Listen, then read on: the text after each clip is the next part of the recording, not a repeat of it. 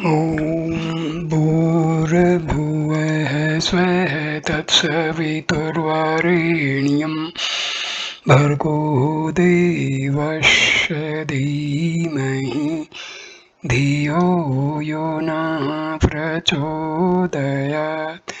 ॐ शांति शांति शांति।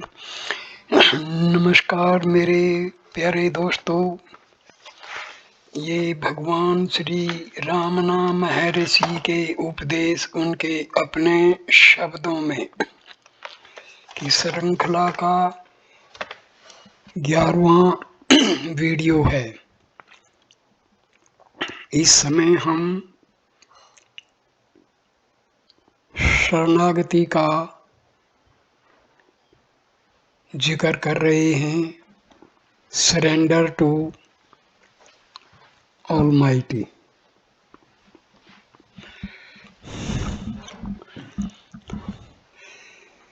Question: अहंकार के विनाश का श्रेष्ठ उपाय क्या है? महर्षि उत्तर देते हैं, जिसे जो मार्ग पसंद आता है और सरल लगता है वह उसके लिए श्रेष्ठ है। सब मार्ग समान रूप से अच्छे हैं। वे एक लक्ष्य की प्राप्ति के विभिन्न उपाय हैं। आत्मा में अहंकार का लय लक्ष्य है। भक्त जिसे शरणागति कहता है, विचार मार्ग का अनुयायी उसे ज्ञान कहता है। दोनों अहंकार को वह जहाँ से उत्पन्न हुआ था उस मूल स्थान में ले जाने का तथा उसमें विलीन करने का प्रयत्न करते हैं। प्रश्न: अनुग्रह से साधक में पात्रता आती है या नहीं? महर्षि उत्तर देते हैं, इसको ईश्वर पर छोड़िए। बिना किसी शर्त के आत्म समर्पण कीजिए।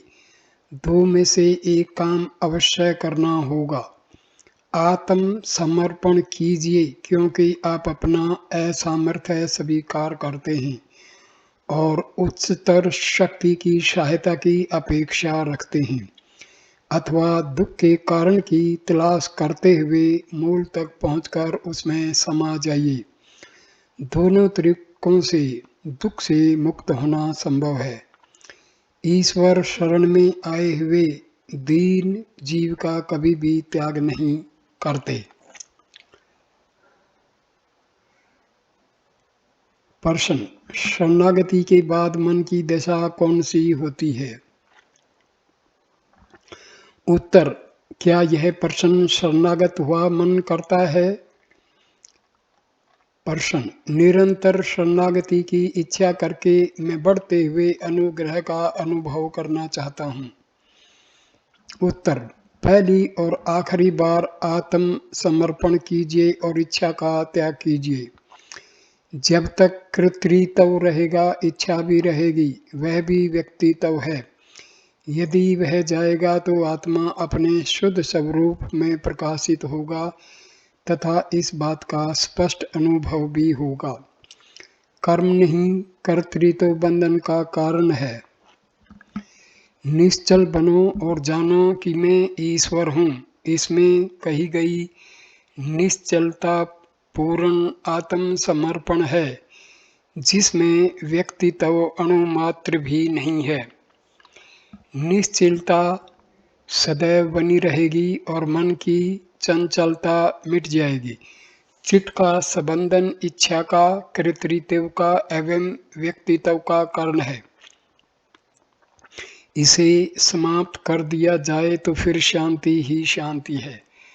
वहाँ जानने का अर्थ होना है, अर्थात यह ज्ञात ज्ञाता ज्ञान ज्ञेय की त्रिपुटी युक्त सापेक्ष ज्ञान से पर है। प्रश्न: मैं ईश्वर हूँ अथवा मैं ब्रह्म हूँ, ऐसा विचार सहायक है क्या? उत्तर: मैं हूँ वह मैं हूँ, मैं हूँ ईश्वर है, मैं ईश्वर हूँ, ऐसा विचार नहीं। मैं हूँ का अनुभव कीजिए, विचार मत कीजिए। जानो कि मैं ईश्वर हूँ, ऐसा कहा गया है। सोचो कि मैं ईश्वर हूँ, ऐसा नहीं।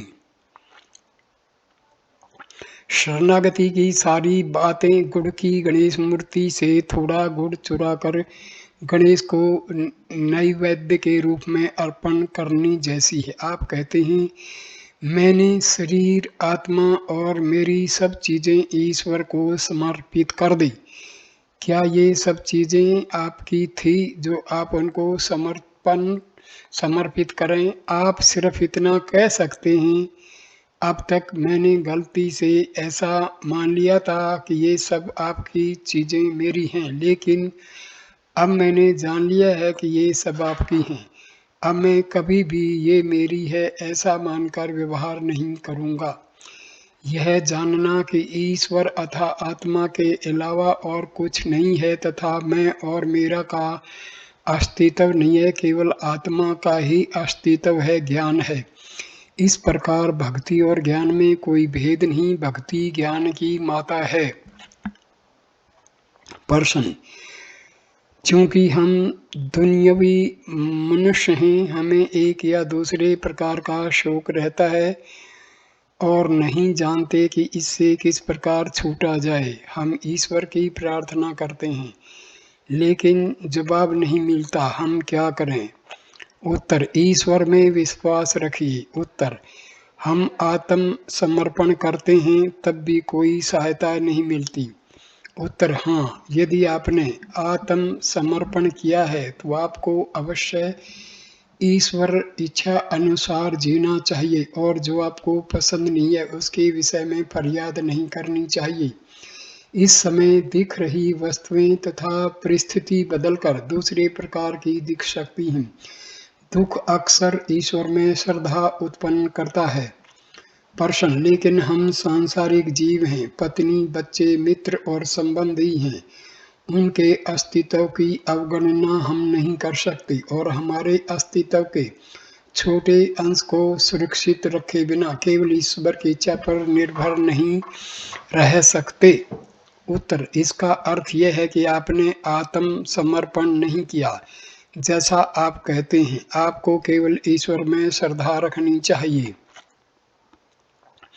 उसके समक्ष आत्म समर्पण कीजिए और यह उसकी इच्छा पर छोड़िए कि वह प्रकट हो या अदृश्य रहे। उसकी प्रसन्नता की राह देखिए। यदि आप उसे आप जैसा कहें ऐसा करने को कहें तो यह आत्म समर्पण नहीं, आज्ञा हुई। आप उसे आज्ञा पालक बनने को कहने के साथ ऐसा नहीं सोच सकते कि आपने आत्म समर्पण किया है। वह जानता है कि आपके लिए सबसे श्रेष्ठ क्या है और उसे कब और कैसे करना चाहिए। सब कुछ पूर्णतया उस पर छोड़ दीजिए, सारा बोझ उसका है। आपको अब कोई चिंता नहीं है, आपकी सब चिंताएं उसकी हैं। यह आत्म समर्पण भक्ति है। अथवा तलाश कीजिए किसे ये चिंताएं, ये प्रश्न होते हैं। हृदय की गहराई में डूबकर आत्मनिष्ठ होकर रहिए। इन दो में से एक मार्ग साधक के लिए खुला है। प्रश्न: ऐसा आत्म समर्पण असंभव है? उत्तर: हाँ, प्रारंभ में पूर्ण आत्म समर्पण असंभव है, लेकिन आंशिक समर्पण सबके लिए निश्चित रूप से संभव है। समय पर वही पूर्ण समर्पण के प्रति ले जाता है। ठीक है, यदि समर्पण असंभव है तो क्या किया जा सकता है? मन की शांति नहीं है, आप उसे पाने में असहाय हैं और आत्म समर्पण से ही उसे प्राप्त किया जा सकता है। प्रश्न: केवल शरणागति आत्मा तक पहुंचने के लिए पर्याप्त है क्या? उत्तर: मनुष्य आत्म समर्पण करे, यही पर्याप्त है। समर्पण का अर्थ है स्वयं को अपने मूल कारक के हवाले कर देना। इस काल्पनिक भ्रम में न रहिए कि यह मूल कारण आपके बाहर रहा हुआ कोई ईश्वर है। आपका मूल कारण आपके अंदर है। अपने आप को उसके हवाले कर दीजिए। इसका अर्थ यह है कि आपको अपने मूल की तलाश करके उसमें समा जाना चाहिए। प्रश्न, कागज पर लिखा हुआ कहा जाता है कि अन्य सब विचारों को छोड़कर केवल ईश्वर का आश्रय लेने से मनुष्य सब कुछ पा सकता है। क्या इसका अर्थ है कि हमें एक स्थान में निश्चल बैठकर हमेशा ईश्वर का ध्यान करना चाहिए और अन्य सारे विचार, शरीर निर्वाह के लिए आवश्यक भोजन आदि के विचार भी छोड़ देने चाहिए? बीमार होने पर औषध एवं चिकित्सा के बारे में नहीं सोचना चाहिए क्या? स्वास्थ्य एवं रोग निवारण की चिंता पूर्णतया ईश्वर पर छोड़नी चाहिए। भगवत गीता में कहा है, जो मनुष्य सब कामनाओं को छोड़कर निष्प्रह एवं अहंता ममता रहित होकर विचरण करता है, वह शांति प्राप्त करता है। इसका अर्थ सब इच्छाओं का त्याग है। इसलिए क्या हमें केवल ईश्वर के ध्यान में समय बिताना चाहिए और बिना मांगे उसकी कृपा से भी खाने पीने को मिल जाए उसी का स्वीकार करना चाहिए, या हमें थोड़ा प्रयत्न करना चाहिए? भगवान कृपया हमें शरणागति का रहस्य बताइए। महर्षि उत्तर देते हैं, श्री रमन ने कागज पर लिखे प्रश्नों को पढ़कर खंड में बैठे सबको संबोधन करते हुए कहा, शरणागति का अर्थ निसंदेह सब विचारों से अनासक्त रहना है, लेकिन क्या इसका यह अर्थ है कि भौतिक शरीर के निर्वाह के लिए आवश्यक खाने पीने के विचारों को छोड़ देना है? इन्होंने पूछा है, बिना मांगे ईश्वर इच्छा से जो भी मिले उसे मुझे खाना है या कुछ प्रयत्न भी करना है? ठीक है, मान लिया जाए कि हमें खाना अपने आप मिला, तब भी खाएगा कौन? मान लीजिए किसी ने हमारे मुंह में डाल दिया, तो क्या हमें कम से कम उसे निगलना नहीं पड़ेगा? क्या यह प्रयत्न नहीं है? फिर उन्होंने पूछा, यदि मैं बीमार हो गया तो मुझे दवाई लेनी चाहिए या स्वास्थ्य की चिंता ईश्वर को सौंप कर चुप रहना चाहिए? श्री शंकराचार्य के ग्रंथ साधन पंचक में लिखा है कि अक्षुधारूप व्याधि की चिकित्सा के लिए भिक्षा में मिले अन्न रूप औषध को खाना चाहिए। इसके लिए साधु को गांव में जाकर भिक्षा मांगनी चाहिए। यदि सब लोग यह सोचकर कि खाना आएगा तो ही खाएंगे, आंखें मूंद कर निश्चल होकर बैठे रहें तो दुनिया कैसे चलेगी? इसलिए अपने समाज की परंपरा के अनुसार मिलने वाली चीज़ों का स्वीकार मनुष्य को अवश्य करना चाहिए, लेकिन उसे मैं स्वयं यह कर रहा हूँ ऐसे भाव से अवश्य मुक्त रहना चाहिए। मैं यह कर रहा हूँ ऐसा ख्याल बंधन है, इसलिए भूख लगने पर खाना चाहिए या नहीं और बीमार होने पर दवा लेनी चाहिए या नहीं, ऐसे संदेह करने के बजाय सोच विचार करके वह उपाय ढूंढ निकालना चाहिए जिससे कर्तापन के ख्याल का त्याग किया जा सके। ऐसे संदेह होते रहेंगे और उनका कभी भी अंत नहीं होगा। ऐसे संदेह भी हो सकते हैं, पीड़ा होने पर मुझे चीखना चाहिए या नहीं, निश्वास के बाद मुझे सांस लेनी चाहिए या नहीं, ईश्वर कहिए या कर्म कहिए, कोई कर्ता विधाता इस विश्व में प्रत्येक जीव के चित्त के विकास के अनुरूप उससे विविध कर्म करवाता रहेगा। यदि उस उच्चतर शक्ति पर सारी जिम्मेदारी डाल दी जाए तो घटनाएं अपने आप होती चली जाएंगी। हम इस पृथ्वी पर चलते हैं, चलते इसमें प्रत्येक कदम पर क्या हम यह सोचते हैं कि एक कदम उठाने के बाद मुझे दूसरा भी उठाना चाहिए या वहीं रुक जाना चाहिए? क्या चलने का कार्य अपने आप नहीं होता? श्वासोच्छ्वास के बारे में भी यही सत्य है। श्वास प्रश्वास लेते या छोड़ते समय कोई विशेष प्रयत्न किया जाता है, कोई विशेष प्रयत्न नहीं किया जाता। जीवन के विषय में भी यह सत्य है। क्या हम लोग अपनी इच्छा से कुछ भी छोड़ सकते हैं अथवा चाहे सो कर सकते हैं? हमारे अनजाने में ही कई बातें अपने आप होती रहती हैं। ईश्वर के समक्ष पूर्ण शरणागति का अर्थ है सब विचारों का त्याग एवं मन की एक ईश्वर में केंद्रितता। यदि हम उसमें चित्त एकाग्र करें तो दूसरे विचार अदृश्य हो जाएंगे। यदि चित्त, वाणी एवं शरीर के सब कर्म ईश्वर को समर्पित कर दिए जाएं, तो हमारे जीवन का पूरा भार उस पर होगा। प्रश्न: लेकिन क्या ईश्वर मेरे द्वारा किए जा रहे सब कर्मों का वस्तुतः करता है? महर्षि उत्तर देते हैं, मनुष्य सोचता है कि वह करता है, यह उसकी वर्तमान परेशानी का कारण है, लेकिन यह एक गलती है। उच्चतर शक्ति सब कुछ करती है और मनुष्य केवल उसका निमित्त या साधन है। यदि वह इस व्यवस्था का स्वीकार करता है तो मुक्त है, अन्यथा परेशानियों को न्योता देता है। उदाहरण के तौर पर मंदिर के गोपुरम के बैठक खाने वाले भाग में रही मनुष्याकार शिल्पकृति देखिए, जिसे इस तरह बनाया गया है कि वही बुर्ज का पूरा बोझ अपने कंधे पर उठाती हो, ऐसा दिखता है। उसके बैठने की रीत एवं चेहरे के भाव बड़े तनाव को व्यक्त करते हैं, जैसे कि वह गोपुरम का सारा भार उठाती हो। लेकिन सोचिए, मंदिर एवं गोपुरम की रचना पृथ्वी पर की गई है और उनका पूरा भार नींव पर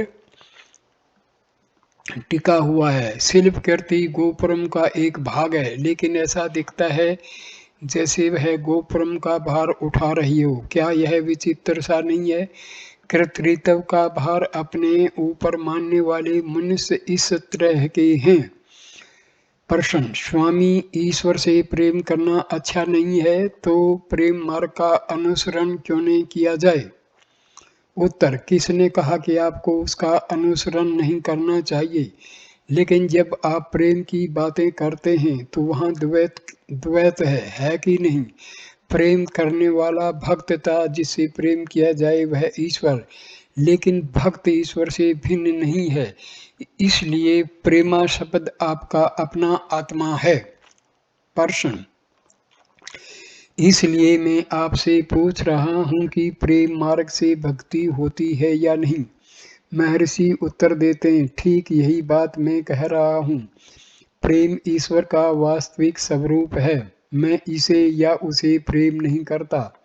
ऐसा कहते हुए आप जब सब वस्तुओं का त्याग करते हैं,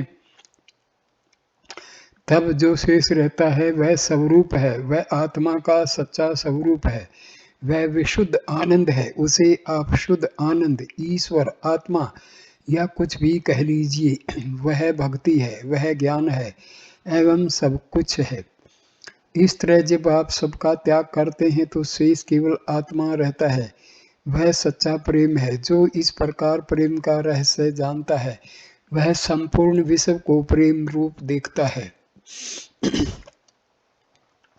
चैतन्य का विस्मरणीय होने का अनुभव भक्ति की अवस्था है। यह अवस्था कभी कम न होने वाले सच्चे प्रेम का संबंध है, क्योंकि आत्मा का अविभाज्य परमानंद के रूप में प्रकाशित होने वाला ज्ञान प्रेम के सच्चे स्वरूप में सर्वत्र प्रसारित हो जाता है। यदि मनुष्य प्रेम के सत्य को जान लेता है, जो कि आत्मा का वास्तविक स्वरूप है, तो जीवन की उलझी गुत्थी सुलझाई जा सकती है। प्रेम की सर्वोच्च अवस्था प्राप्त करके ही मुक्ति मिलती है। सब धर्मों का यह हार्द है, मर्म है। आत्मानुभव केवल प्रेम है, अर्थात प्रेम को देखना, प्रेम को सुनना, प्रेम का ही अनुभव करना, प्रेम का ही स्वाद तथा सुगंध लेना, यह अखंड आनंद है। प्रश्न: मुझे भक्ति प्राप्त करने की इच्छा है, भक्ति बढ़ती रहे यही कामना है। मेरे लिए साक्षात्कार का विशेष महत्व नहीं है, भक्ति में दृढ़ता चाहिए। महर्षि उत्तर देते हैं, यदि भक्ति की अभिप्सा है तो साक्षात आपके न चाहने पर भी आपको प्राप्त होगा। भक्ति की अभिप्सा की तीव्रता में चित्त पिघलना चाहिए। कपूर जलने पर कुछ शेष नहीं रहता, चित्त कपूर है। जब कुछ भी शेष रखे बिना चित्त आत्मा में विलीन हो जाए तो उसे आत्म साक्षात्कार कहते हैं। प्रश्न, मुझे मूर्ति के ध्यान में श्रद्धा है, वह मुझे ज्ञान प्राप्त नहीं कराएगी क्या? महर्षि का उत्तर, अवश्य कराएगा। उपासना से चित्त एकाग्र होता है, तब चित्त दूसरे विचारों से मुक्त था ध्यान मूर्ति से भर जाता है। मन ध्येय से एक रूप होकर अत्यंत शुद्ध हो जाता है। तब सोचिए कि उपासक कौन है? उत्तर है मैं या आत्मा। इस प्रकार अंत में आत्म प्राप्ति होती है। निर्विचार चित्त से निराकार सत्य की पूजा श्रेष्ठ है, लेकिन जब मनुष्य ऐसी निराकार पूजा के योग्य नहीं होता तब केवल मूर्ति पूजा करना उचित है। निराकार पूजा केवल उन लोगों के लिए संभव है जो दे आत्म भाव रूप अहंकार से मुक्त हैं। जानिए कि स्वयं को आकार वाला अहंकार जो लोग मानते हैं उनकी पूजा साकार मूर्ति पूजा ही होती है। सब आसक्तियों को छोड़कर अनुग्रह स्वरूप आत्मा की सहजावस्था में रहना अपने स्वरूप में मौन स्थिति है जो सर्वथा निर्विषय होती है। आत्मा की इस सच्ची मौन अवस्था का स्वरूप ठीक जानकर उसमें प्रतिष्ठित होना मानस पूजा है। चित्त शांत होकर एक अद्वितीय आत्मा में एक रूप होकर रहता है, वह नैसर्गिक नित्य पूजा है तथा हृदय सिंहासन पर ईश्वर की स्थापना करना एवं मौन रहना सर्वश्रेष्ठ ईश्वर पूजन है। अपने दुराग्रहों वाले अहंकार से रहित शांत मौन अवस्था मोक्ष है। आत्म विस्मृति की दुखद स्थिति मनुष्य को इस मौन अवस्था से च्युत कर देती है। यही विभक्ति भक्ति का अभाव है। आत्मा से अभिन्न होकर शांत मन से उस मौन अवस्था में हमेशा रहना शिव भक्ति का परम रहस्य है। मनुष्य जब शिव के चरणों में आत्म समर्पण करता है और इस प्रकार आत्मा के सत्य स्वरूप में प्रतिष्ठित होता है, तब ऐसी शांति का अनुभव होता है जिसमें अपनी अल्पजता के विषय में कोई फरियाद नहीं होती या किसी भी प्रकार की प्रार्थना नहीं होती। वह पराभक्ति है। इस प्रकार ईश्वर का दास बनकर निश्चल मौन अवस्था में रहना एवं भगवान का दास हूँ ऐसा थोड़ा भी अभिमान या विचार न हो, वही आत्म समर्पण ज्ञान है। प्रश्न, साधक इस ध्येय को जगत में ईश्वर के गुणगान करते हुए विचरण करके प्राप्त कर सकता है अथवा एक स्थान में ही रहकर? उत्तर, मनुष्य कहीं भी विचरण करे, सदैव उसे अपने चित्त को एक स्थान में स्थिर रखना चाहिए। यह उसके लिए अच्छा। शरीर को एक स्थान में स्थिर रखकर चित्त को सर्वत्र भटकने दिया जाए, इससे क्या लाभ? प्रश्न, अहेतु की भक्ति संभव है क्या? उत्तर, हाँ, किसी प्रकार के हेतु बिना भक्ति करना संभव है। किसी वस्तु के लिए ईश्वर की भक्ति करना वस्तुतः उस वस्तु का ही भजन है। किसी भी वस्तु की इच्छा और उससे संबंधित विचार का न होना शिव सायुज्य चाहने वाले चित्त का आवश्यक लक्षण है। यहीं पर हम इस वीडियो को विराम देते हैं। नमस्कार। Please like, comment and share the video and subscribe the channel. Thanks. नमस्कार।